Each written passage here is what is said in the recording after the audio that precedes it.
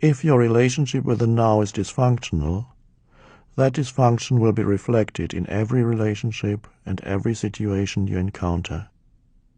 The ego could be defined simply in this way: a dysfunctional relationship with the present moment.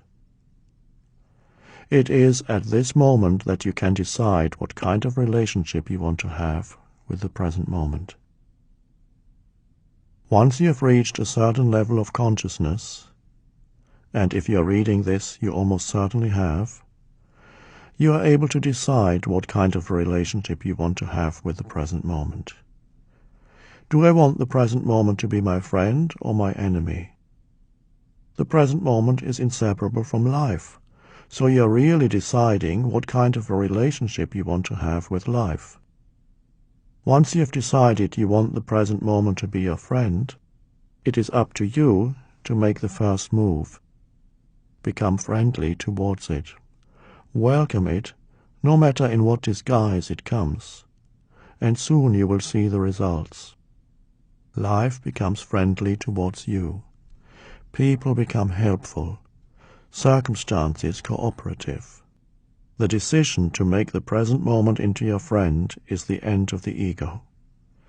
The ego can never be in alignment with the present moment, which is to say, aligned with life, since its very nature compels it to ignore, resist, or devalue the now. Time is what the ego lives on. The stronger the ego, the more time takes over your life. Almost every thought you think is then concerned with past or future, and your sense of self depends on the past for your identity and on the future for its fulfillment. Fear, anxiety, expectation, regret, guilt, anger are the dysfunctions of the time-bound state of consciousness. There are three ways in which the ego will treat the present moment: as a means to an end, as an obstacle, or as an enemy. Let us look at them in turn, so that when this pattern operates in you, you can recognize it and decide again. To the ego, the present moment is, at best, only useful as a means to an end. It gets you to some future moment that is considered more important, even though the future never comes except as the present moment, and is therefore never more than a thought in your head. In other words, you are never fully here because you are always busy trying to get elsewhere. When this pattern becomes more pronounced, and this is very common, the present moment is regarded and treated as if it were an obstacle to be overcome. This is where impatience, frustration, and stress arise. And in our culture it is many people's everyday reality, their normal state.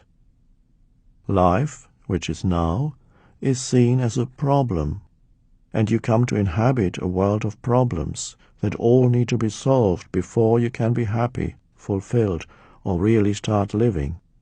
Or so you think. The problem is, for every problem that is solved, another one pops up.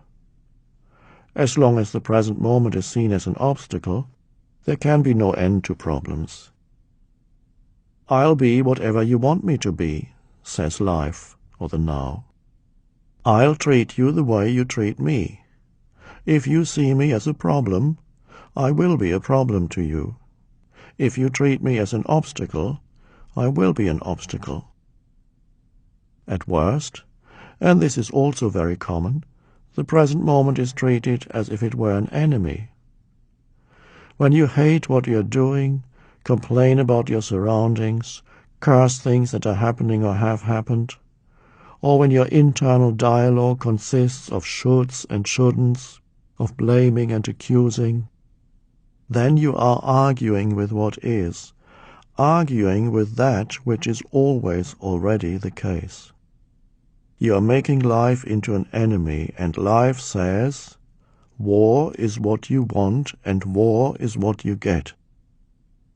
External reality, which always reflects back to you your inner state, is then experienced as hostile.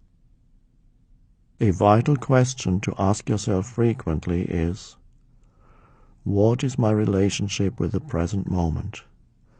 Then become alert to find out the answer. Am I treating the now as no more than a means to an end? Do I see it as an obstacle? Am I making it into an enemy? Since the present moment is all you ever have, since life is inseparable from the now, what the question really means is, what is my relationship with life? This question is an excellent way of unmasking the ego in you and bringing you into the state of presence. Although the question doesn't embody the absolute truth, ultimately I and the present moment are one, it is a useful pointer in the right direction. Ask yourself it often until you don't need it anymore. How do you go beyond a dysfunctional relationship with the present moment?